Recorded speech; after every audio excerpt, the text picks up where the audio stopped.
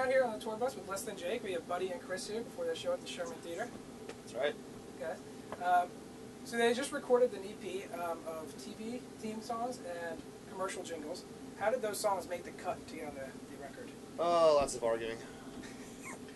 Well, actually, the idea had been going on for a couple of years, and we used to do TV theme songs and stuff a long time ago, and we never really did a good job with it. It was like something we did off the cuff, and so we were like, we want to do this for real, and so we'd been talking about it for a couple of years, and then finally we decided to buckle down and do it. And like picking the songs, we'd already kind of had a couple that we had talked about, but then it was basically Chris would come over to my house, and JR lives with me when we're working on stuff, and we just go through YouTube things, and once you pick on one of those YouTube, like a clip of like, the McDonald's commercial or whatever, like 65 other suggestions come up the side. So we're like, ooh, and, you just start bouncing ideas back and forth, and then we'd email suggestions to Vinny or whatever. We'd go to the practice the next day, and they'd be probably like, went through 60 to 70 different songs. Yeah, we definitely. Options. Really? Yeah, And then we just kind of whittled it down. We wanted to do some that were like from different eras too, so we didn't want it to all be like from the same time period. So we thought it'd be pretty cool to spread it around a bit. Cool. So that's the latest project. Are you guys working on anything new as far as regular songs instead of just the covers? Yes, and no. There are ideas floating around. We're going to be on tour for the next 2 months. So like after that, we're definitely going to think about when we're going to start recording and finishing up writing. We're in the process of writing songs, but we don't know when we're going to record yet. Right. Yeah, after we did the EP, we got like 10 shells of things written, but nothing's really set in stone yet or done. The ideas are floating. It was good to do that TV EP though, because it actually, we hadn't written in a long time, so we kind of got our feet wet again. And some of those things are crazy. The songwriting going on in a minute-long thing is just psychotic. There's like 5 key changes in that Animaniacs song. It's shocking. The way they can pack that much information into a minute is usually pretty crazy. If you guys weren't playing music, what would you be doing? Buddy would be working at the car wash with me. Working at the car wash? Yeah, bikini car wash. We would own a car wash. That was our dream before this band. Yeah. I do it better in my BVDs. That's probably not what we'd be doing. At this point, I don't know what the hell I would be doing. There used to be the point, when we first started getting in a band, like, we were in college and all that stuff. Our future was still bright. We had all these things, options on the horizons. Now that we're like, 999 years old a piece, it's kind of limited options as to what you can do. Yeah, and you guys are still trucking after 18 years now. Well, we read that one mirror at some point and decided that that's what we were supposed to do. We thought that was the end-all be-all, to keep on trucking. So, what has kept you guys together for so long? Marriage counseling. Yeah. We don't film it like Metallica did, though. We just do it in private. Okay. Our drummer actually counsels the rest of the band. It's weird. Doesn't work very well that way, does it? No. Yeah, I don't know. It is really weird, though, because being in a band for as long as we have been, it's crazy because it is like a familiar relationship. You're like a bunch of brothers driving around together, and so it's kind of like your family, like where you do have all these idiosyncrasies that you just get used to. And so like there was definitely a bumpy road becoming that family, you know what I mean? There were a few times where we all kind of wanted to kill each other. But eventually you all start like using those things against each other, and like if someone's having a bitchy moment, like everyone else just quells it pretty quick. We almost broke up because Buddy got braces before I did, just family things like that. I was jealous. And what's your most memorable moment together as a band? Something like crazy that happened on tour, or maybe something in the studio? We get asked that. It's just like it's almost impossible to pick one. I mean, it's just.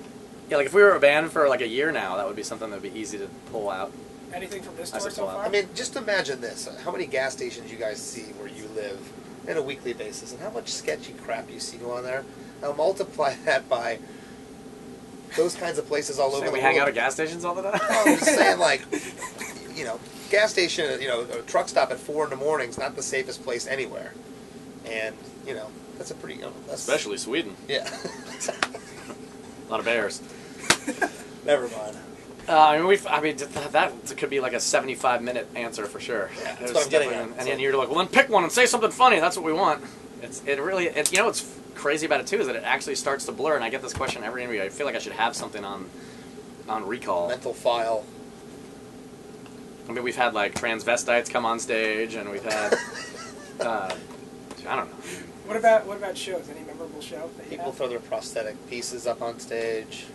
Well, that's hard to pick too, because you've had like so many different kinds of shows. Like after we've been a band for a long time, you play like a teeny small club, and like people are like getting on stage and knocking your horn over, and that could be like the biggest memory. Or the first time we got on the main stage of Reading, and you look out to like 80,000 people, and you're like, oh my God, what do you do now?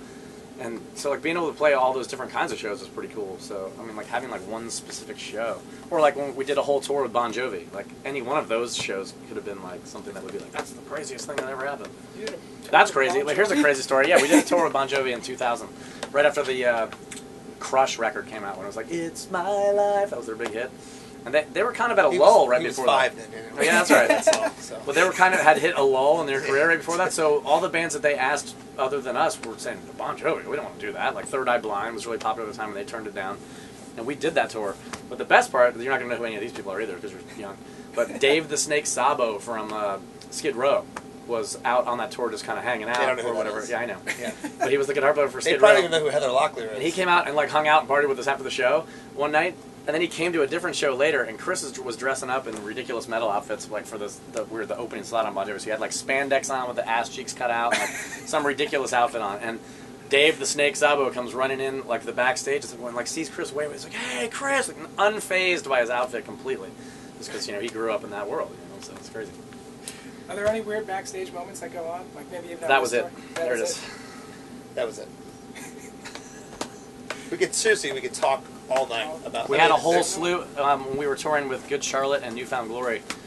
We were throwing backstage, but it was all in arenas, like hockey arenas, and so the backstage was always like the locker room or whatever. So we brought one of those like Walmart disco lights and like our own PA from our warehouse, and had like full party after our set because we were kind of opening. There was like another band and then us, and then Newfound Glory and Good Charlotte. How were the after parties on tour? Well, on that tour they were great. We have to do a little work. It depends on how much work you put into the after party. The after party could be us sitting up here reading books if we wanted it to be. Which sometimes we do want that.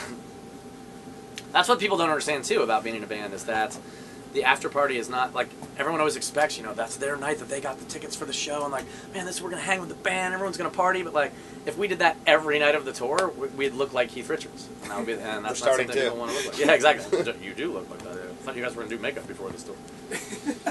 So, what's next for the band then? What goals do you guys have now? Colostomy bags, hospital visits, better insurance, penicillin, heavy antibiotics, sedatives, arthritis.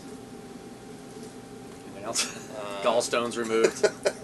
Yeah, kidney transplants. Just the usual things. The usual? Yeah. But yeah, we're finishing this tour, ends in California, and then we fly straight over to Australia to do a thing called the Soundwave Festival, which is like 2 weeks. And then now we added at the end of that, we're going to Indonesia, which we've never been there, which we're really excited about that too, so that should be good. And then we get home from this, and we're going to do some weekend fly-out shows maybe in March and April, and hopefully get to these songs that we were working on before that we discussed. And and then tour in the summer again. So we're pretty much booked through September. That's the way. It's living life like that. Yeah. So we kind of took some time off because our band had never really done that. We've been severe road dogs since the beginning, and I don't want to hear that. Speak for yourself. But so it was actually kind of a well-deserved rest last year, where we played some shows here and there still, but we didn't start touring again until October. So we had about 8 months off the road, which was well needed for our psyches and aching bodies. And now we're back full force. Do you guys play any of your new stuff as if you're written on the road? I know you said you don't really write anything and play, but like, if you've written something on the road, do you guys play it live without taking it in the studio first to give it a chance, see what like? If we have stuff that's done before it's like recorded, we've played stuff. We try to, but and it kind of actually helps gauge stuff too. It does give you like a road test. You can see how the fans react to it, and you can also like playing it live gives you like a different feel. So you might want to change things. So like. We haven't done that recently, though. Since YouTube took off 4 or 5 years ago, it's hard to do that sometimes. We have done it because then the stuff shows up and then we re-record it. I don't know. So that'd be the only reason we wouldn't do it. Yeah, a lot of times now we don't really have anything done before we go record it. Yeah. Does YouTube hurt you guys at all? No, not at all. No. And nothing hurts you these days anymore. It doesn't matter anymore. Once something's up, that's just how it is. You got to embrace the technology. You can't like live in the past and be like, oh, it's gonna be like it was back when we were dinosaurs. Like it's. Once something starts being how it runs, you just have to take that and run with it too. Like there's no like, we gotta stop and make sure nobody gets our videos on YouTube or like, obviously we don't sell records anymore, but then you just realize that's the new reality. You don't sell records, people don't, music apparently is not a commodity anymore. It's something that should be enjoyed by everyone. Last question, if you guys could tour or share the stage with any band, dead or alive, who would it be? The band Dead or Alive. You spin me right round, baby, right round. Isn't that Dead or Alive?